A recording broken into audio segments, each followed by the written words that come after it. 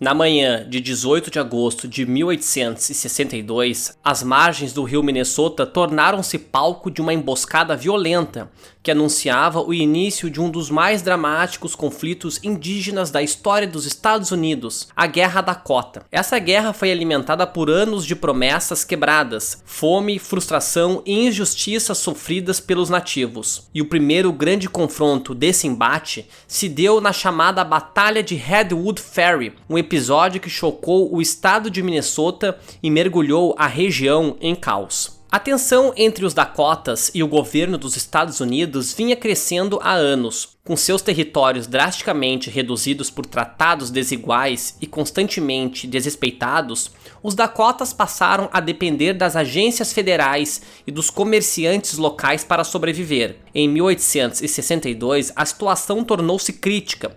Os pagamentos das anuidades estavam atrasados e os comerciantes recusavam-se a fornecer alimentos e mantimentos sem garantia de pagamento. A fome se alastrava pelas aldeias indígenas e a desesperança tomava conta das lideranças. Um dos líderes Dakota mais influentes, Pequeno Corvo, que por anos buscou a convivência pacífica, agora via sua autoridade posta em dúvida pelos jovens guerreiros que clamavam por ação. O estopim veio em 17 de agosto, quando um pequeno grupo de jovens Dakotas matou 5 colonos em Acton, Minnesota. A violência espalhou-se rapidamente. Na manhã seguinte, os Dakotas atacaram a agência Lawrence Silk, matando funcionários e colonos. Era o início da guerra. Foi nesse contexto explosivo que o exército americano, ainda sem noção da escala da revolta, tentou reagir rapidamente. O comandante das forças locais, o Major Thomas J. Galbraith, solicitou reforços. Em Fort Ridley, o Major Thomas Rainville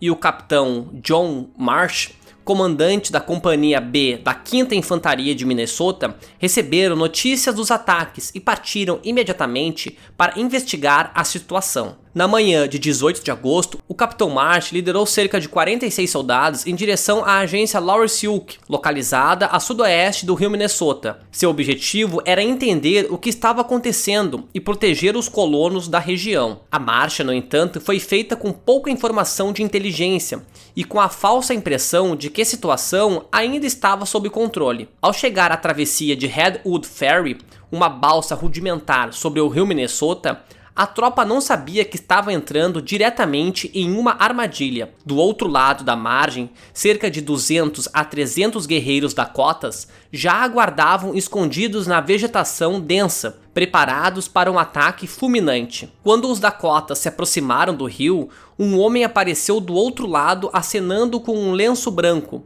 fingindo estar em perigo. Era um truque. Assim que os primeiros soldados se aproximaram da travessia e alguns tentaram atravessar, os Dakotas abriram fogo. O tiroteio foi intenso e brutal. Surpresos e em terreno desfavorável, os soldados não conseguiram montar uma linha defensiva adequada. A vegetação densa e a falta de cobertura deixaram a tropa exposta. O próprio capitão John Marsh foi morto ao tentar atravessar o rio a nado, após ser derrubado pela correnteza. Dos 46 homens sob o comando, 24 morreram na emboscada, mais da metade da força. Os sobreviventes recuaram, tentando chegar de volta ao Fort Ridley. Muitos chegaram exaustos, feridos e traumatizados. A derrota foi rápida, sangrenta e devastadora. A Batalha de Redwood Ferry foi um golpe duro para o exército americano.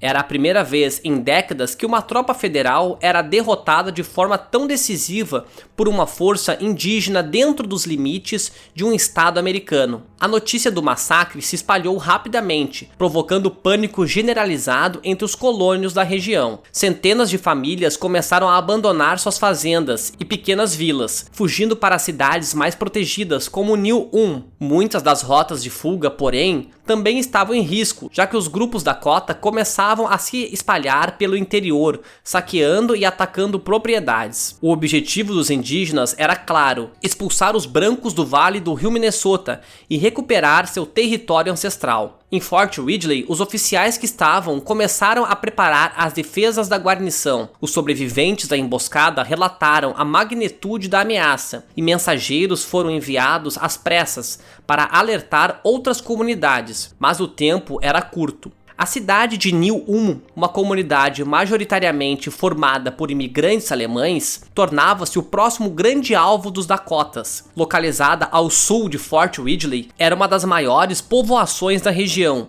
e por isso atraía a atenção tanto dos colonos em fuga quanto dos guerreiros indígenas. Já no dia seguinte, 19 de agosto, a cidade começaria a sofrer seus primeiros ataques. Os habitantes, com pouca experiência militar, improvisaram barricadas e organizaram grupos de defesa armados com rifles civis. Seria o início de um cerco tenso, marcado por fogo, morte e resistência. A Batalha de Redwood Ferry foi o primeiro grande choque da Guerra Dakota de 1862, um sinal claro de que o conflito seria sangrento e imprevisível. A morte do Capitão Marsh e a destruição quase total de sua companhia representaram uma humilhação para o exército dos Estados Unidos e mostraram que os Dakotas estavam dispostos a lutar com todas as suas forças. Mas esse era apenas o começo. As semanas seguintes seriam marcadas por novos ataques, massacres e resistências heróicas, especialmente nas cidades que tentariam resistir aos ataques indígenas. Entre todas elas, nenhuma se tornaria tão simbólica quanto New Ulm. No próximo vídeo você vai acompanhar as dramáticas batalhas de New Ulm, travadas nos dias 19 e 23 de agosto de 1862. Como os civis armados conseguiram defender a cidade, como os indígenas cercaram e incendiaram parte da cidade de New Ulm e como esse confronto mudaria para sempre a relação entre colonos e indígenas. Tudo isso no próximo episódio. Se você gostou do vídeo, deixe um like e se inscreva no canal. Grande abraço a todos.